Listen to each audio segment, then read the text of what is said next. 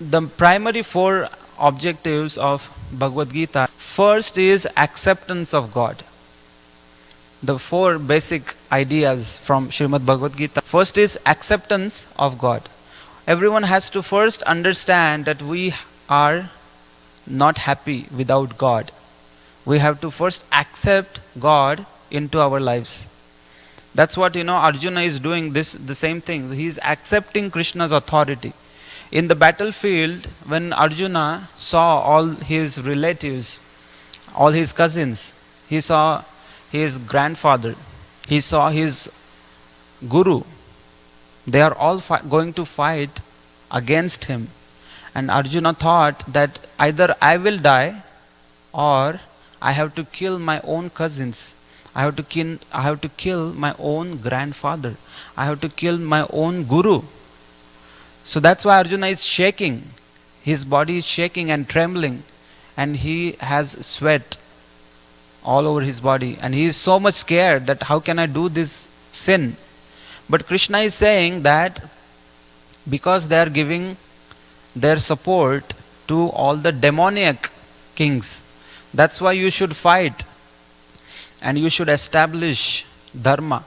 So you should help me establish dharma. That is Krishna's objective. Krishna wants to kill all the demoniac kings, all the demons who have been harassing common people. So Krishna is asking Arjuna that you should fight. So that is called acceptance of God. And then second step in Bhagavad Gita, the second message is that after accepting God, one should follow God, following the instructions of God. So Krishna, in this beautiful book, Srimad Bhagavad Gita, Krishna is giving wonderful instructions to Arjuna. And Arjuna is also understanding like a great disciple, like a very sincere person. Arjuna is listening to the instructions and then he is following them. Because Krishna tells Arjuna that Tasmat Tvam Uttishta Yasham Labhasva Jitva Shatrum Bhungshwarajyam Samruddham Mayye Vetya Nihata Purvameva Nimitta Matram Bhavasavyasachi. Krishna is saying that now get up and fight. This is what I want from you, that you should fight. And Krishna says that all these enemies that you are seeing, I have already killed them already.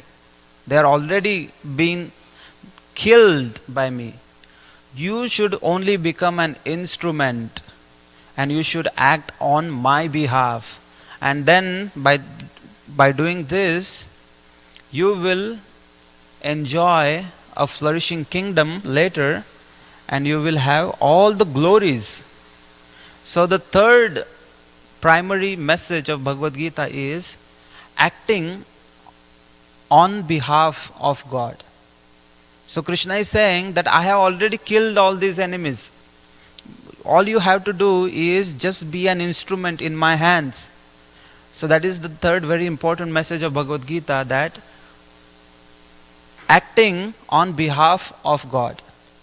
We should only be God's instruments of compassion, of whatever objective that God wants to achieve. We should only act as instruments. Because Krishna will always give us help, and Krishna can do all that is needed if we only surrender. And then Arjuna also says that I will fight. Now I have understood everything. So at the end of Bhagavad Gita, we see that Arjuna surrenders to Krishna. And he says that now karishye vachanam tava, I will do whatever you say. Now I have understand. Nashto mohat smrutir labdva tvat prasadat mayachyuta. So he is saying that now my ignorance has been destroyed. After hearing this knowledge from you, Krishna, I have realized my ignorance has been destroyed. And now I will do whatever you say. Karishye vachanam tava. So Arjuna is accepting that.